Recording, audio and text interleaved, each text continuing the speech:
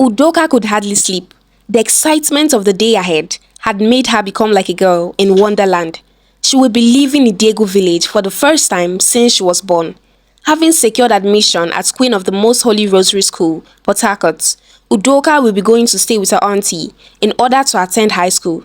Since a week ago, Udoka's excitement was mixed with a growing sense of anxiety. She had never been away from home for an extended period, and the thought of leaving her family and surrounding filled her with dread. The night before she was to leave for boarding school, Udoka lay in her bed, unable to sleep. Her mind raced with worries and what ifs. What if she didn't make any friends? What if she doesn't meet with their level of intelligence? Her father's only sister, Auntie Chioma, had encouraged her to take the junior WAEC examination. You can't compare the standard of the education in Idegu village with that of the schools in Port Harcourt. Udoka had always been a bright child, always amongst the top 5 in her JSS3 class at Idegu Secondary School.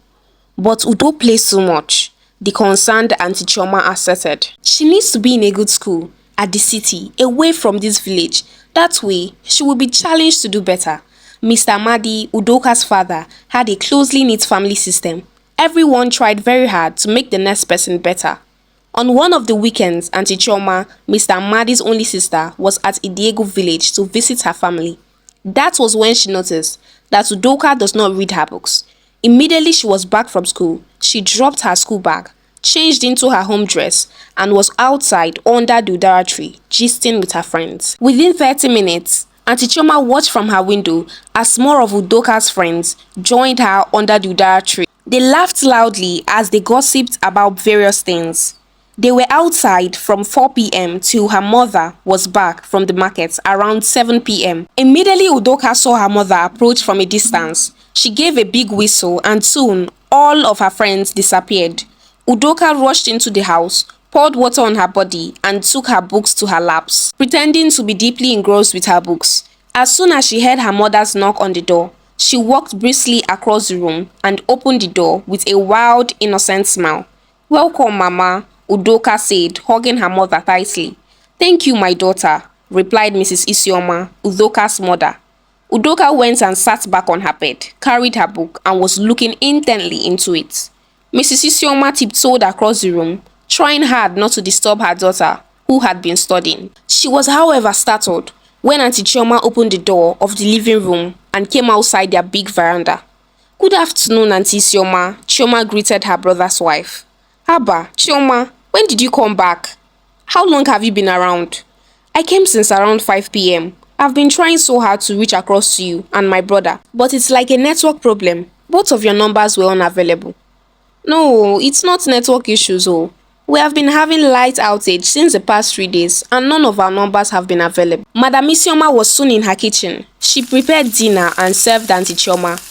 As she went to call Udoka for her dinner, she was still serious with her studies. "Udoka," Madam Isioma called out. "How come you're in this house and you did not know when your auntie arrived?" "No, Mama. I was studying my book so seriously. That is why I did not hear her walking," Udoka lied. Auntie Chioma was baffled at Udoka. "You were busy studying what?"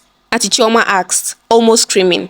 "Yes, you were indeed very busy studying under the udara tree with your friends," as you laughed loudly like nincompoops while gossiping about people. Udoka knew she had been grounded in her lies.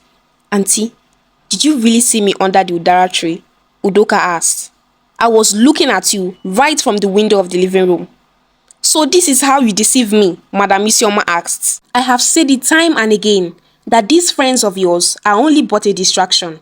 But it seems my words only fly from the right ear to the left ear and doesn't seem to settle in. But Mama, I am one of the best in my class. In fact, last time I was the overall best in my class." The family returned to silence as they ate quietly. They were soon joined by Mr. Madi, Udoka's father. After the meal, however, Auntie Chioma was still at it again. "You are here in the village as the overall best, and that is why you have forgotten about your books and play away your time when you are supposed to study." "It's not the village, Auntie," Udoka cried. "Put me anywhere and see if I will still not be the best." In Amadi's family, Udoka and her auntie Chioma were known as enemy friends. Don't put your mouth in their quarrel, Madam Isioma will usually advise other members of the family. If you put your mouth in their quarrels, they will eventually use you to settle. I have tried it once and learnt my lesson the hard way, she will add. There is no point of argument, said Auntie Choma. I will enroll you at Queen's College for your senior secondary and let's see if you can be the overall best, playing the way you do. Udoka secretly liked the idea. She had always wanted to be like her auntie Chioma. She calls her Sisi. Udoka had always liked her father's only sister and wanted to be like her when she grows. She is very classy. The way she talks, dresses and carries herself have left a lasting impression on Udoka. Once every month, she returns to the village of Idegu.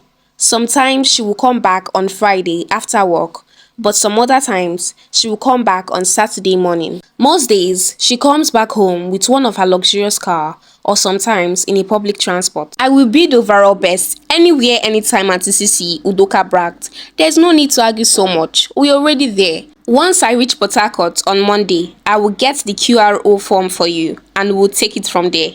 It's been 4 months now and the D-Day is here. All her bags had been packed and Udoka will be leaving Idegu village with her Aunty Sisi on Sunday to start school on Monday. On Monday morning, Aunty Sisi dropped her off to school. As soon as she bade her farewell, Udoka suddenly found herself regretting her decision.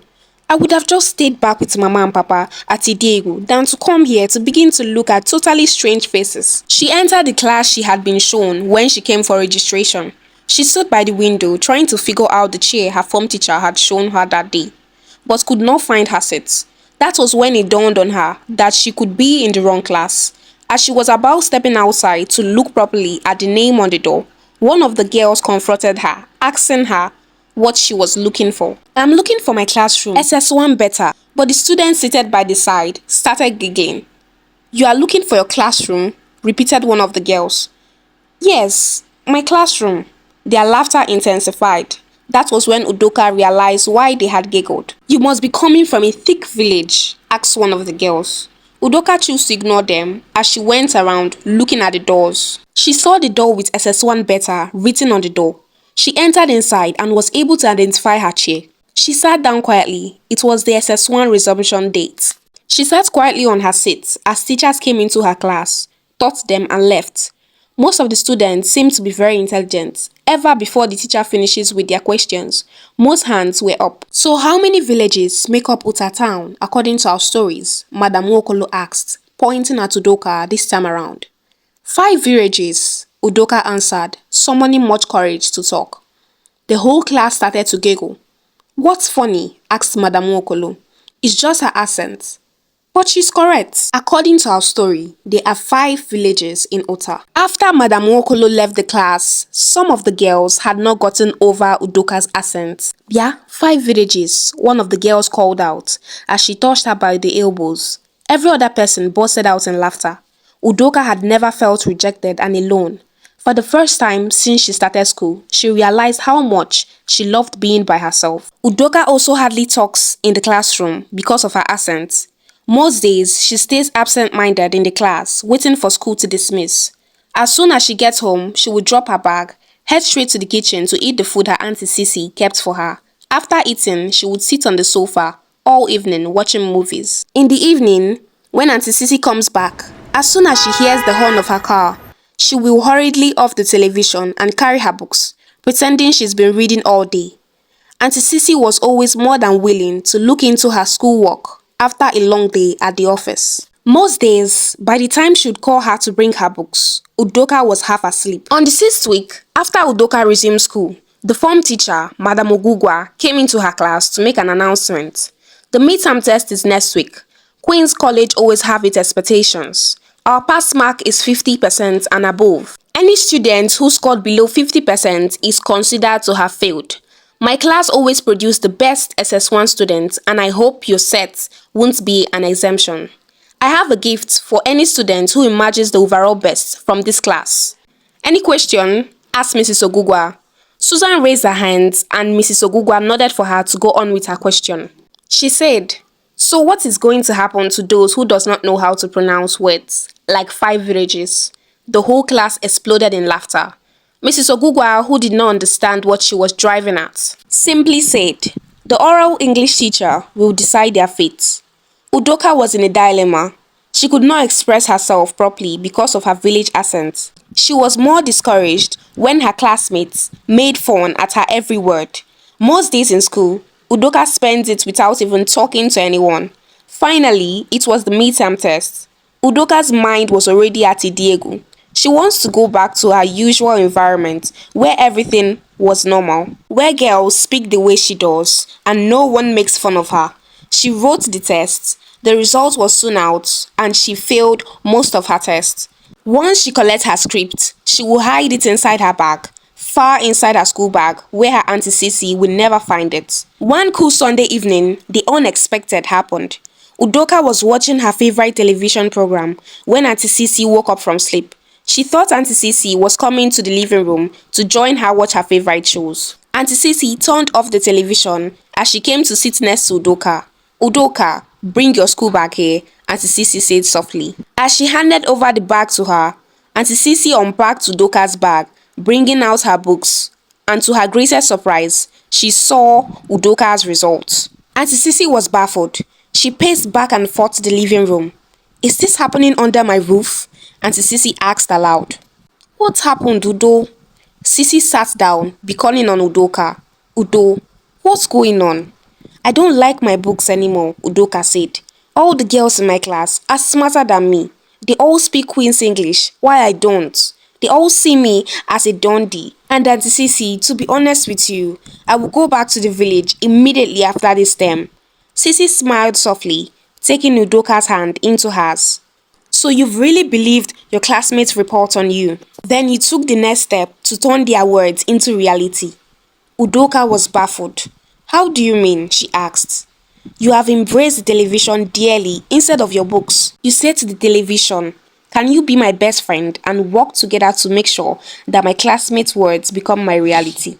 If I were you, I would do the opposite. I would say to my books, 'Can we work together to make sure I prove my classmates wrong and become a better version of myself?'" Udoka looked up at her Auntie Sisi, feeling a mix of guilt and curiosity. "But Auntie Sisi, studying is so boring compared to watching the television. But the result of reading your books is far more sweeter than the result of watching television every time." "Let's take a 6-week challenge," said Auntie Sisi. "Take your book seriously for the next 6 weeks and see if you won't become the best version of yourself." Udoka thought about her auntie's words and decided to take up the challenge. Auntie Sisi created a study schedule and got an extra note for each subject where she summarized what she read, jotting it down. Reading makes a man, but writing makes a fool man. By now, streams of tears ran down Udoka's cheeks. "Auntie Sisi, it's because they make fun of me at school. I give my attention to the television, trying to escape from the experiences at school." Auntie Sisi's face melted into a warm, affectionate smile. "You've seen with your test results that escaping doesn't solve any problem. Instead, from now on, let's show them what you truly are capable of. I'm 100% in this with you, and together, we'll make sure you shine." Udoka worked hard, motivated by the desire to prove herself to her classmates and make her aunt proud. 5 weeks down the line, it was examination week proper. With an improved understanding of her subjects and a boosted confidence, Udoka soared in all her subjects. She had prepared well and was ready to prove her worth. When the results were announced, Udoka's heart raced with anticipation. She anxiously scanned the list and saw her name at the top. She had not only passed but has excelled in her exams. Her hard work and dedication had paid off. Back at school, the atmosphere changed. Udoka was surprised when one of her classmates approached her and said, "Udoka, how are you?" Her classmates, who had once made fun of her, now looked at her with newfound respect. For some, it took them a while to come with the terms that the village girl from Idiego is the one who took the first position in the class. They realized that they underestimated her all along. On the day the result was announced, Udoka ran home, eager to share the news with her Auntie Sisi. She found Auntie Sisi waiting with open arms, proud of her niece's accomplishments. "You did it, Udoka. You've shown everyone that with hard work and determination, you can reach your dream. You now like school, don't you?" Hey friends, are you a student? Just like Udoka, hard work and determination will make you the best version of yourself. Don't forget to share your thoughts with us on the comment section below and kindly subscribe as we load you with lots of educative and entertaining stories on African Tales by Amanda.